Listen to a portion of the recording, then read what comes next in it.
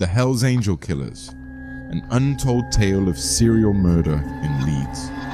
The forgotten story of Tony Hobson and Andy Watson's murderous spree in Garforth stands as one of the most chilling episodes in Leeds criminal history. This chapter of Yorkshire history has largely been overshadowed because it happened at the same time as the infamous Yorkshire Ripper murders, which dominated public attention in the 1970s. These two men, heavily involved with the notorious West Riding Hells Angels motorcycle club, executed a series of brutal killings that terrorized their community. Their actions, marked by extreme violence and calculated coldness, left a deep scar on the small town of Garforth. Tony Hobson, serving as the Master of Arms for the West Riding Hells Angels chapter, wielded significant power and influence within the club. His reputation for violence and his position as a high-ranking Hells Angel member instilled fear in many residents of Garforth. Andy Watson, a devoted young member of the gang, followed Hobson's lead and participated in gruesome acts of violence. Together, they formed a deadly duo whose reign of terror spanned several years and resulted in the deaths of at least 4 individuals. The first victim, Christopher Cooper, was a 37-year-old associate who had allowed the Angels to hold club meetings in the attic of his house on Cypress Terrace. Cooper soon fell afoul of Hobson due to a personal vendetta, being accused of having an affair with Hobson's girlfriend, Elaine Thompson. This perceived betrayal was enough to seal Cooper's fate.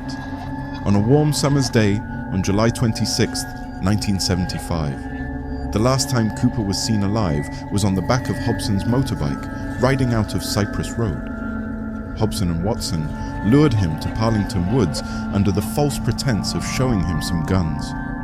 There, Cooper was mercilessly beaten to death with a spade and buried in a pre-dug grave after an intense struggle. When his body was eventually found, his skull had a large, gaping wound from top to bottom, effectively splitting his head in two.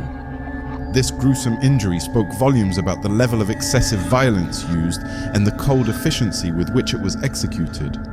That same night, Cooper's wife Valerie awoke to the smell of gas.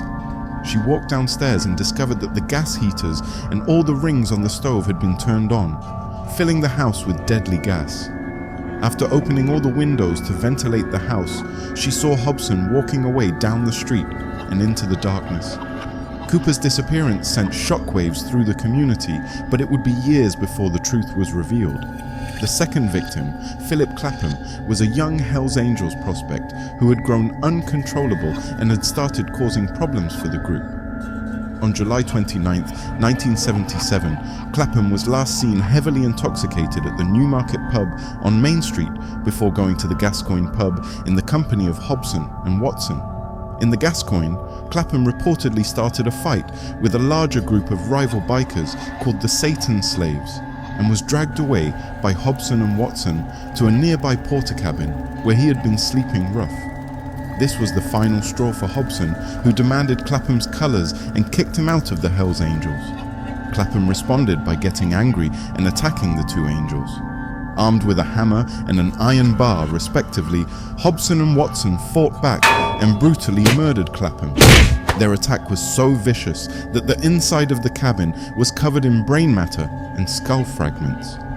After killing Clapham, Hobson and Watson worked long into the night to deep clean the porter cabin and dig a hole nearby. They then placed his corpse into his sleeping bag and buried him. 2 months after Clapham's disappearance, Hobson staged a burglary at a house on Airedale Drive and purposely left Clapham's ID at the scene. An antique gun and a money jar were stolen during this staged crime. On the afternoon of November 7th, a police officer saw Hobson outside the library on Main Street and questioned him about Phillip Clapham's whereabouts. Hobson informed the officer that he had seen him earlier that day and said that he was trying to sell an antique gun. This deception was intended to throw the police off their trail.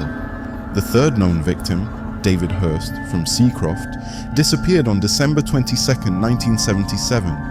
Hirst, a work colleague of both killers at the White Sea and Baltic Chemical Plant, went missing during the company's annual Christmas drink. His offense was minor, He insulted Hobson by calling him a wanker after persistently pestering him for drugs from a cannabis farm that Hobson had growing in the attic of his home at Wakefield Road. However, in the violent world Hobson and Watson inhabited, such slights were met with deadly retribution. Hirst was lured into a false sense of security, getting drunk with his killers and other colleagues at the Gascoigne pub. Hobson had with him a loaded sawn-off rifle hidden inside a Tesco carrier bag. On the pretense of selling Hirst some of the cannabis, they led him away to a dark, quiet area away from the pub. Once they were isolated, Watson acted as a lookout, and Hobson put the gun to the back of Hirst's head and shot him dead. After killing him, they rifled through his pockets and stole his Christmas wages of £79.58, which they later spent on cocaine. Hirst's body was disposed of in a hole used for industrial waste, a callous and contemptuous end that highlighted the killer's complete disregard for human life. By 1981, rumours had been circulating around the town that Hobson and Watson were involved in the local disappearances, and detectives were investigating. They had started interviewing Hells Angel members and known associates, but their most insightful tip came from Hobson's work colleague Stuart Jackson, who mentioned a patch of disturbed land at the back of their workplace, which Tony Hobson had said was a stolen motorcycle that he had buried.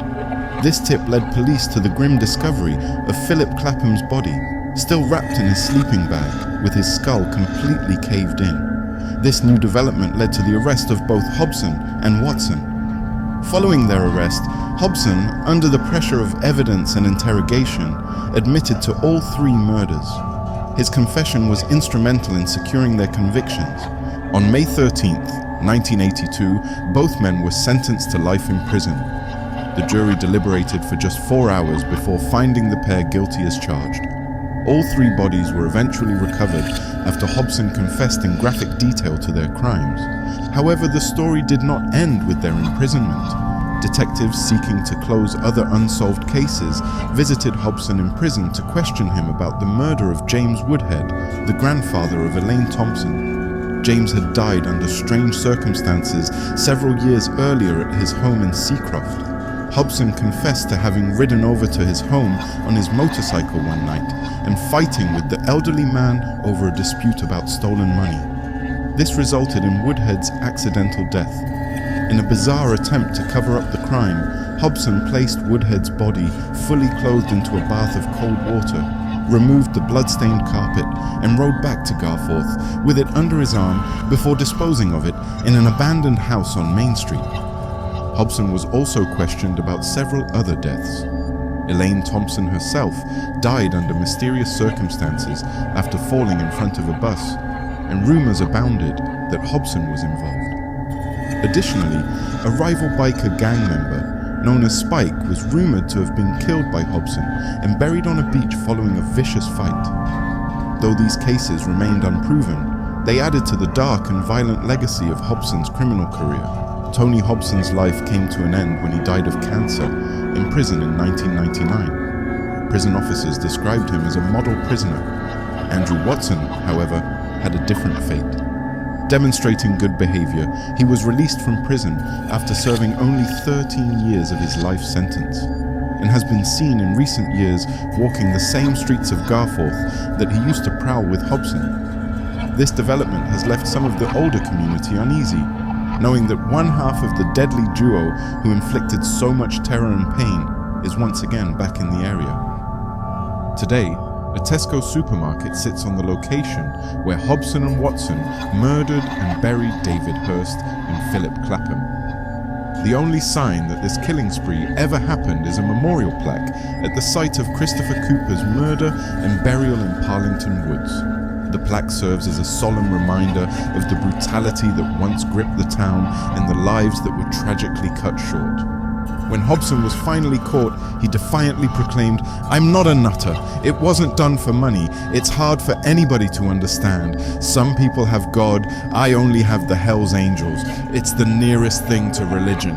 If I had my time again, I'd do it again to anybody who crossed me. These are the rules laid down by the Hells Angels in California in 1949.